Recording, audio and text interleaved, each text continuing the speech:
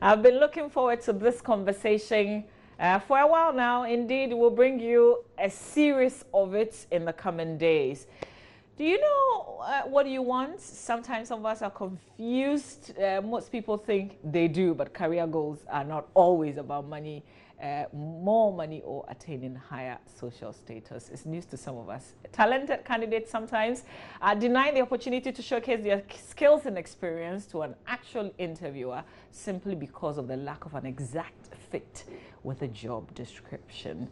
That can be frustrating sometimes. And if you feel that you are in a rut with your career, there's a way to get out of it, but it may require the help of a professional to get you there. That's why we have a career coach in studio today. They're vital, but we often don't look for them. So today we do have Doreen Balfour, who is a coach and trainer. Good morning to you. Good morning, Mama B. Yeah, and there's actually an association. Yes, there is. Wow. I heard about it recently. I was a bit surprised. Okay, that's because it's really new. It's new. In the past, we've all, as coaches in Ghana, we've all been very individualistic. And that's because a lot of us find ourselves using the coaching methodology or coaching as a practice within organizations. Only recently would you say that coaches on their own are beginning to come together to say, let's do this together. Let's find ways to be, to standardize things, to be professional about it. So yes, there's an association. It's called the Association of Coaching Practitioners in Ghana. Okay. And once every year in the month of May, so in the second week of May, we have a coaching week, and it's international. So 2 days ago on Wednesday, we had the launch of the coaching week in Ghana. We had it at Stanbic Heights. It was a phenomenal evening. Yeah. Getting to meet the other coaches and getting to meet people who are also interested in one kind of coaching or the other. So that's what we do. So what's the plan? That I can have a personal career coach? Yes, you can. Interestingly, and there are a number of coaches within organizations, in HR, as line managers. There are people who are trained as coaches who work with people in organizations. But it's also possible that you want to discover yourself, for instance, discover what your passions and skill sets are. You want to find out how you would sell your experiences honed over a period to prospective employers. And that way you need to speak to a professional to say, I really want to know who I am. Why am I doing all of these? Yeah. What drives me? I find that I'm interested in something else, but I don't know how to bring that to where I find myself. So speaking to somebody about it, somebody who holds you accountable to certain commitments that you have made really helps. Somebody who asks the right questions to make you begin to think, yeah, really, what are those life accomplishments that I've had that I've really enjoyed? Because that can be an indication of where you want to move your career towards, or that may be an indication of what drives you. But because in Ghana, often we just accept the first job that is available because you want to earn a living. Yeah. Somehow people even forget what it is like to feel passionate about something. But I've also learned that irrespective of where you find yourself, discovering what drives you and knowing how you can use it, you can actually bring that into the job that you currently find yourself doing. And that can be very invigorating because not only are you working to earn a living, but you're bringing yourself to work. And that's what career coaches help you do. That's nice. So when I am looking for an opportunity, I think about the money. Okay. Because I love money. Oh, everybody loves money. Is that a good thing? It's crazy to be broke. There's no fun in being broke. I like you more. There's no fun in being broke. So yes, it's great to make money, but you do that for a while and you realize it really ain't about all the money. Yeah.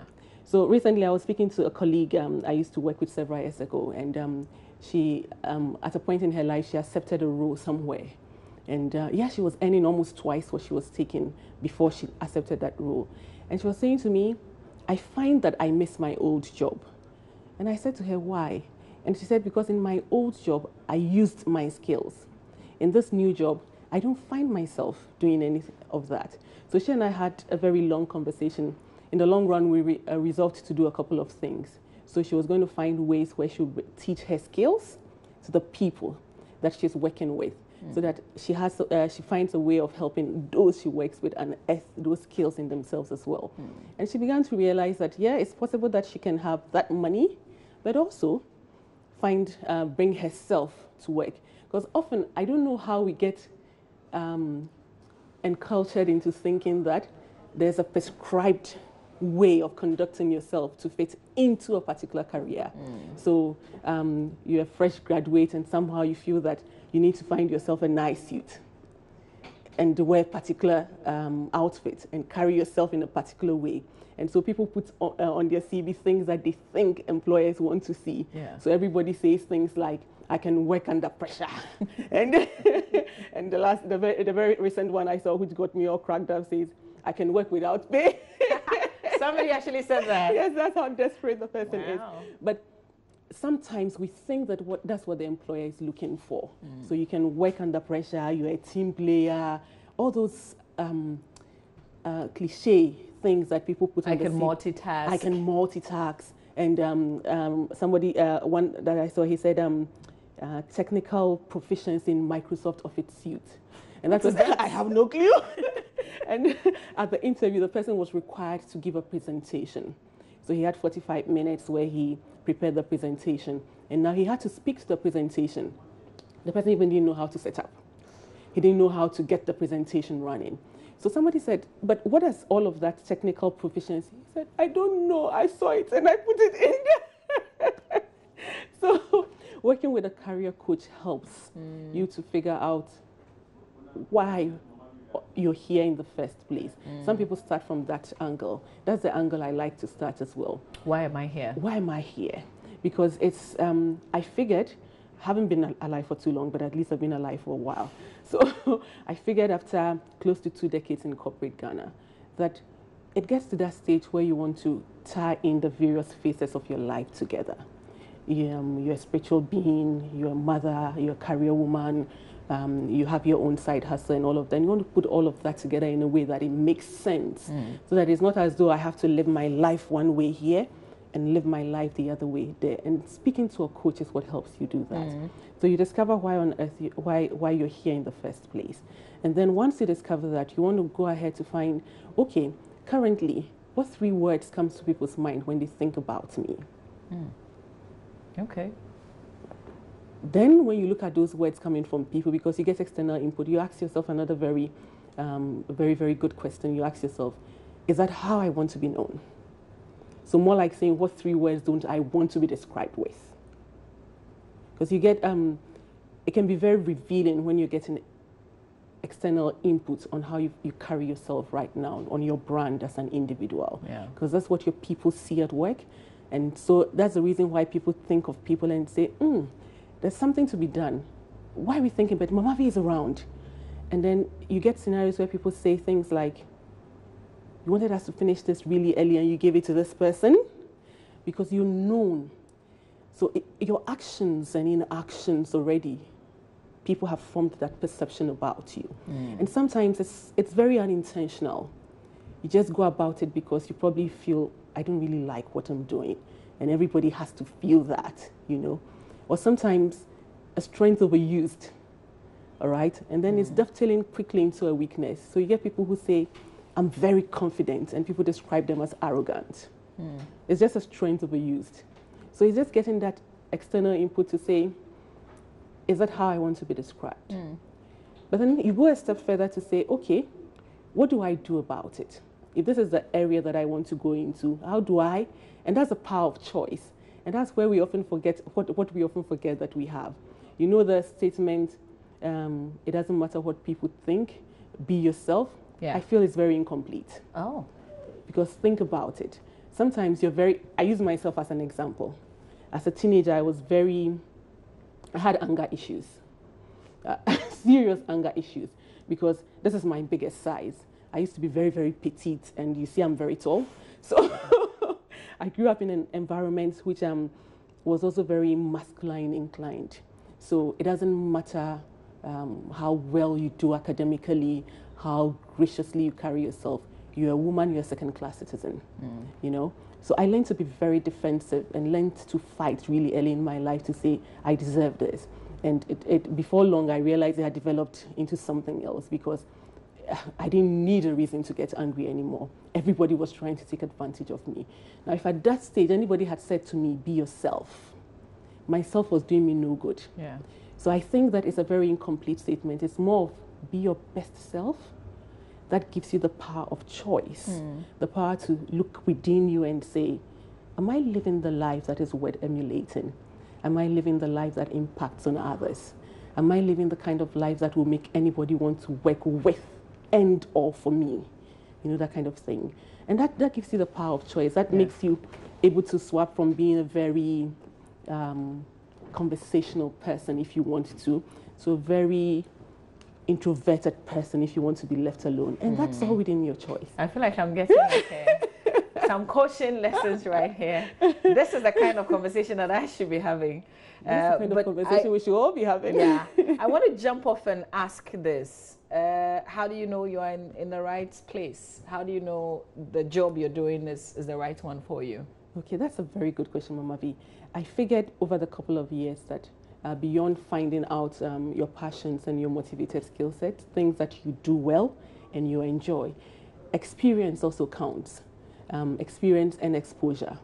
So if you think about anybody's life, and I would like to use mine as an example, I started my career in the brewery, in a sales department in a brewery. I learned a few things. Until then, I knew I was going to be a teacher. I mean, as a child, if you had asked me, what do you want to do? I was going to be a teacher because my parents were teachers, but it also felt really great helping others, you know.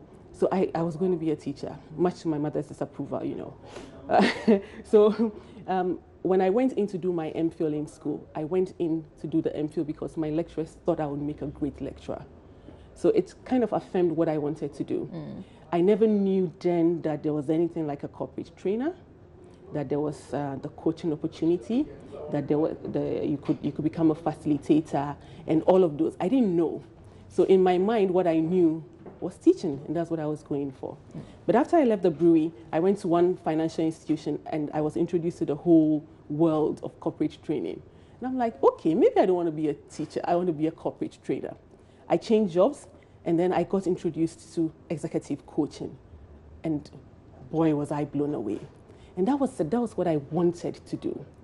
But I had never given up the whole idea of becoming an academic. So I went back from banking into academia. And then in there, I discovered maybe I'm not an academic. I enjoy facilitating. I enjoy training. I enjoy writing courses. But I'm not an academic. And so I left as well. But all of those experiences have helped hone what it is that I want to do. So having somebody ask the right questions that gets you to dig deeper. So a classic example, one time my son said he wanted to be a photographer.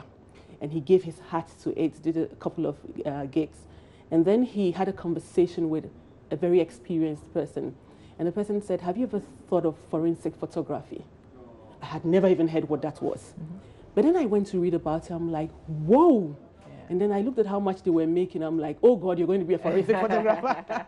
And he said to me, no, that's not what I want to do.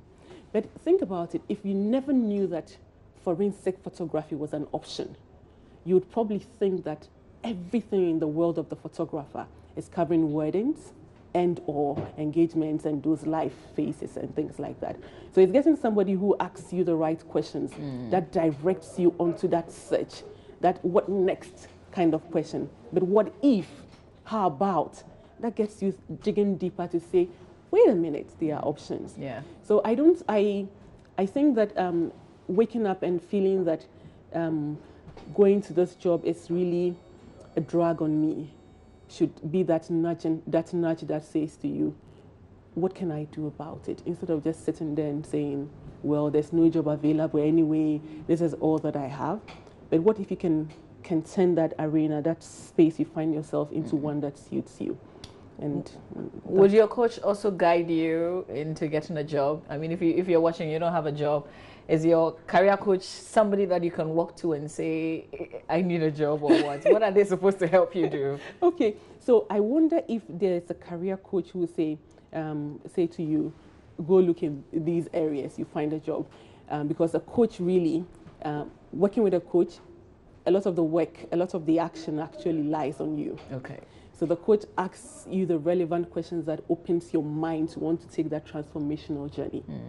So you will now determine, so these skill sets and experiences that I have gathered over the period, where can I put them to use? Okay. But it makes you want to take that step to say, these are the options available to me.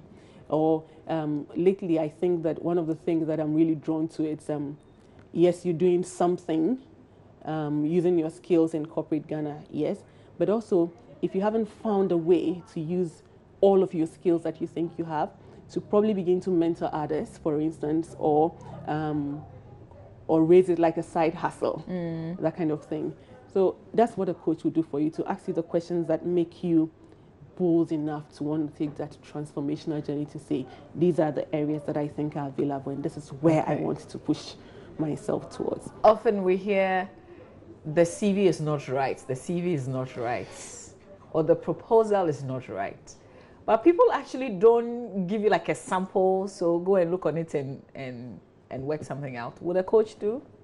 Okay, so yes, in my practice, because I do coaching and training, I actually walk people through bringing life to their CVs, for instance, so you see yourself as a very full of life, jovial person, but you think that the job you're applying for, something that is meant for robots or some kind of rigid, but that's not you. That's not the you want to bring to work, because I will kill you. But your CV says that that's you. So how do you make your CV sell you for who you are?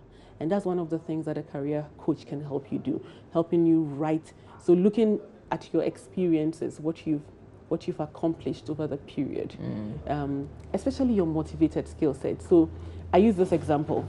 I did science in school, physics, chemistry, biology, and art math. I did math and I excelled, but I don't like it. I don't like it one bit. It took a whole lot of effort from me, but I didn't have the option of not passing math. Would I want to sell that? It's a skill I have, but it's not my motivated skill. I don't enjoy it, but I do it well. On your CV, you want to sell those things that you do well and you enjoy. Unfortunately, it calls for a lot of work. You get people walking around with a notepad, or thankfully today with our smartphones, trying to remember those life accomplishments from your childhood. When you did something in particular. So there was a time when I sang in school, and before that time I was afraid of the crowd, but I did XYZ and I excelled. You did it well and you enjoyed it. So you list a number of those up to 20 or 25, and we try to we take the top 7 and try to identify the common themes running through it, so we can discover those which are your motivated skill sets. That's what you want to sell. Those are things you do well and you enjoy, not the fact that you just, so I'm customer service oriented, I am, and all of that. Half of the times they don't even know what all of those things mean. And that's what writing a great CV starts. So I say, write a branded CV. That's what I say to people. A CV that stamps you on it. A CV that at the interview, people say, okay, so you said X, Y, Z, tell us about, and so you're running them through things that you have done. And it takes into your comfort zone. Exactly. So instead of writing things like, I saw one recently where the person said, she's skilled at a strategic risk assessment. And so and so we digged deeper and asked, what does that mean? And give us an example when what tools do you use? And she said there was a time when my church organized this walk, and I went a day ahead to check the potholes on the. So the other lady asked her why the people going on the walk, were they blind? But she had no idea what she had written on her CV, what it meant, because I think she just probably saw somebody's CV and copied it, pasted it, and wrote her name. That's what we do. That's what we do, which we shouldn't do. And that's why it's very important to work with a professional. So the CV should, because what you are doing is to impress the people that you can actually do the job, and the qualifications you have fits the description that they are asking. But you're saying I should give my own description and sell myself. like I'm trying to put the two Put together. the two together. Because I Okay. want to impress you. You're looking for a PR person, and I'm looking at your requirements, and I want to fit in. Okay, Yeah. so let's take a typical job advertisement. They tell you the things that you're looking for must have. So I tell people who are writing a CV for a solicited application like that to say, look at the things, the technical requirements, and look at the person's specific requirements and ask yourself those questions. So I actually have people write a draft where they say what you have, what I bring, or your requirements, what I have. So we take the requirements one after the other. So they're looking for somebody who probably has done some kind of strategic public relations or public communication, has had an experience in that area. You take that and you look at your life, look at a time when you've done that, and see if you enjoyed it. Okay, to say, okay, there was this time when I did this, and this was it. You're looking for somebody who is great at managing people. You look at your experiences and you realize you've done that. So if you begin to do that kind of analysis, you actually realize that you're fitting into a role and bringing yourself into it without making yourself into something that you're not. Okay. Because if I do the analysis for myself and I realize 8 out of they're asking for, let's say, 6 things, and I have only 2, I then begin to ask myself questions. Are there times where I have done the particular thing that they're looking for? If there are no times like that, is that a role that I want to grow into? If that's a role that I want to grow into, I look at where I currently am and what it would take, what skills I need to build so that I can get there. Because at the interview, if I don't do well at the interview, it doesn't mean that I'm not a great person. It just means there was somebody who fitted the role better. Yeah. So it's not a case, it's not a life and death scenario. Okay. It's competition, and somebody had the other things that they were looking for. But if that's a role that I want, then I ask myself the very introspective question of what skill sets do I need to build so that I can get into that role that I want a couple of years from now. Okay. And then I just begin to work at it. That's how it goes. Where can we find you? Okay. This year, a lot of my focus, because I want to work with 20-somethings to 40-somethings, a lot of my focus is on online coaching. Okay. And training. So I'm shifting, I'm leveraging on technology to do a lot of things online. So online, I'm available at branchoutghana.com. I can leave my telephone number with you as well so that we can give those who want to, yes. All right. Okay. Have a conversation what we want to do on our show, because we want to break the issues down. What I've done today is to just ask questions. There are a lot more questions I haven't asked, but I know it will be helpful to all of us. For instance, if we're talking about the CV and we're making it very practical, and I'm putting myself on the line and I'm answering the question so that I can build my CV the way for the role that you want. Exactly. Remember the element of choice. Yeah.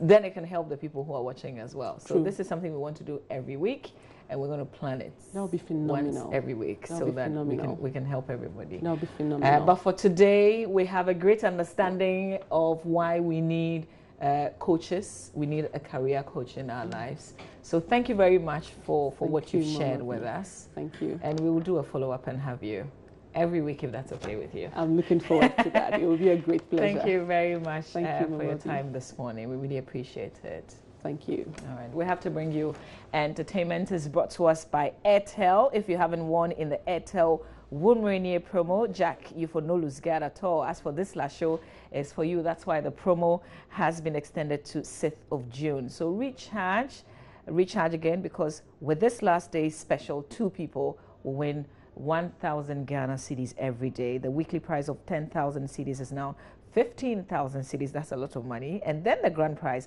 of 150,000 cedis. Ghana is still there. Make your dreams come true by recharging with 2 cedis and above, because June 6th, game over, and you have the opportunity to win either 1,000 cedis, 10,000 cedis, or 150,000 Ghana cedis. So last go for closing, Ankasa. Woomrenier Airtel, the smartphone network.